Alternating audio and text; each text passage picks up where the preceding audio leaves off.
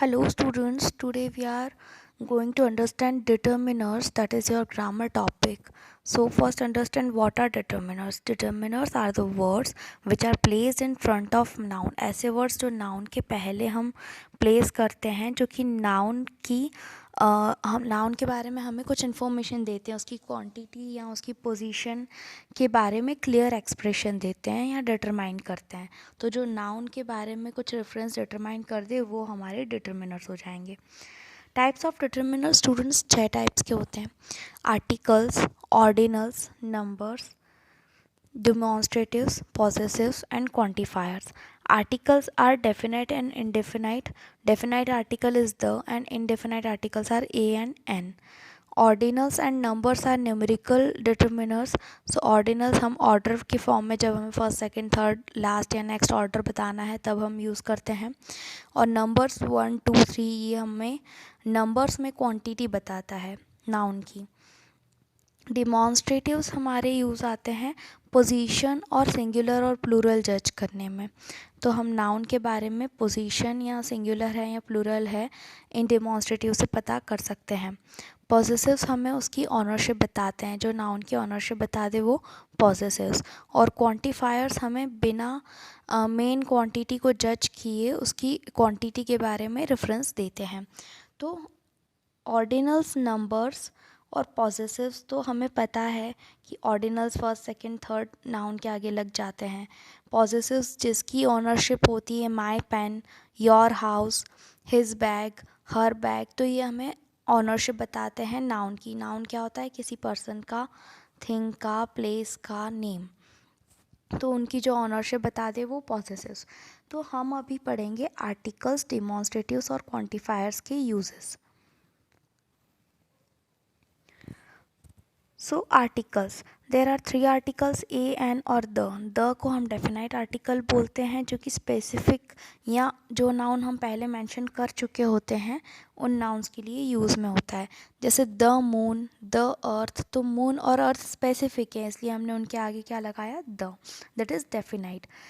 हम द तब भी बोलते हैं जब हम ऑलरेडी किसी पर्सन, किसी नाउन के बारे में बता चुके हैं और उसके बारे में फिर से अगर कुछ बताना चाह रहे हैं तब भी हम द लगाते हैं. जैसे she has got 2 children, a girl and a boy. The girls 8 and the boys 18. तो गर्ल और बॉय जो पहले स्पेसिफाई कर चुके हैं उसके बारे में नेक्स्ट सेंटेंस में बात हो रही है इसलिए हमने इनके आगे क्या लगाया? द. जब हम कोई पर्टिकुलर चीज़, कोई स्पेसिफिक चीज़ होती है, ओशन, सीज, रिवर्स के नेम, मॉन्यूमेंट्स के नेम, उनके आगे भी हम द लगाते हैं. द को हम कोई पर्टिकुलर चीज़ होती है तो the place, the lord, the Columbia river, एक चीज़, कोई यूनिक चीज़ होती है उसके आगे भी लगाते हैं. ठीक है. So this are the uses of the. A और एन के यूजेस आपको पता ही है. ए जनरली तब लगता है जब हमारे सामने, जब नाउन का फर्स्ट वर्ड जो है उसका प्रोनाउंसिएशन वोवेल से हो. अगर प्रोनाउंसिएशन वोवेल से होगा तो हम उसके आगे क्या लगाएंगे? N, A N N. और अगर प्रोनाउंसिएशन स्टार्ट कॉन्सोनेंट से होगा तो हम क्या लगाएंगे? A. So this are the uses of a and N.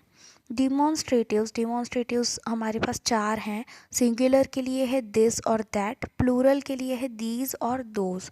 तो सिंगुलर के लिए दिस और दैट क्या शो करते हैं? हमें पोजीशन शो करते हैं. THIS दिस तब यूज़ होता है जब कोई सिंगुलर चीज़ नाउन के नियर बाय पड़ी हो, तब हम क्या, सब्जेक्ट के नियर बाय पड़ी हो तब हम क्या बोलेंगे? दिस. एंड जब सब्जेक्ट से दूर हो कोई नाउन तब हम उसके लिए क्या रेफ़र करेंगे? दैट. वैसे ही अगर प्लूरल में हो, कोई नाउन्स बहुत सारा कलेक्शन है, वो अगर सब्जेक्ट के पास में है तो हम बोलेंगे THESE दीज.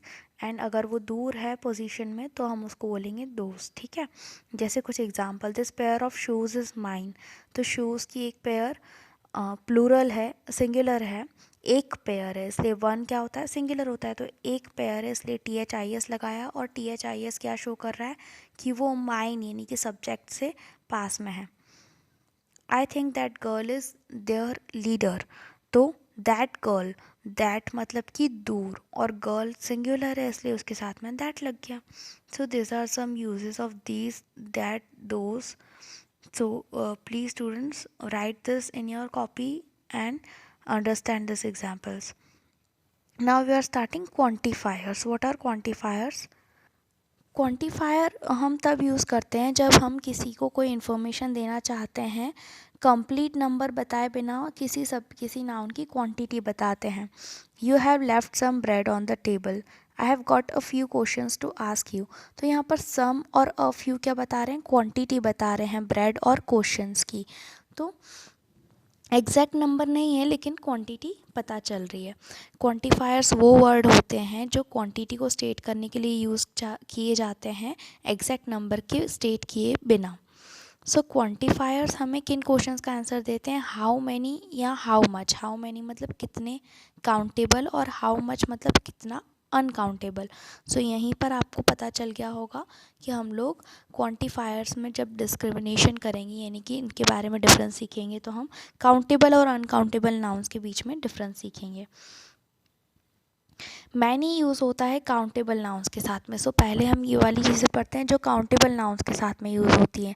मैनी, फ्यू और अ फ्यू, ये तीनों ही हम काउंटेबल नाउन्स के साथ में यूज़ करते हैं. जैसे I don't have many apples, we know few peoples in the area, we know a few people in the area.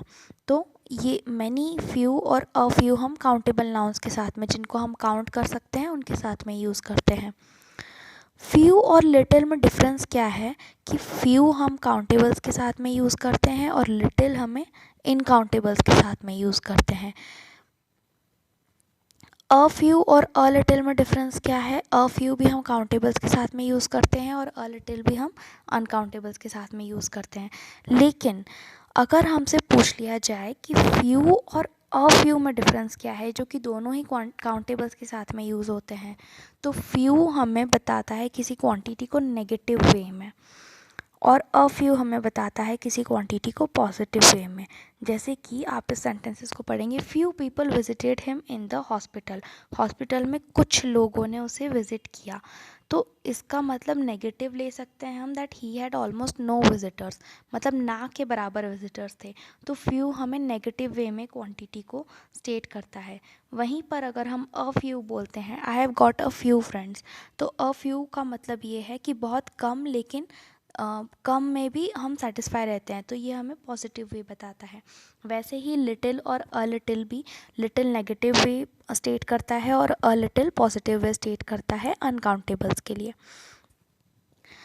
कुछ ऐसे नाउन्स, कुछ ऐसे डिटर्मिनर्स भी हैं जो हम काउंटेबल और अनकाउंटेबल दोनों के साथ में यूज़ करते हैं. जैसे enough, plenty, a lot of, lots of, some और एनी. यहाँ पर सम और एनी के बारे में हम थोड़ा अच्छे से पढ़ेंगे, लेकिन बिफोर दैट हम लोग पढ़ेंगे मच, मोर और मोस्ट, मैनी, मोर और मोस्ट में डिफरेंस. तो मैनी और मच कब यूज़ करते हैं हम? मैनी यूज़ करते हैं काउंटेबल के लिए, मच यूज़ करते हैं अनकाउंटेबल के लिए. और मोर और मोस्ट हमारी कंपैरेटिव डिग्रीज़ हैं. तो ये हमारा लेवल बता रही है क्वांटिटी का. मोर मतलब मैनी से ज़्यादा और मोस्ट मतलब मोर से ज़्यादा.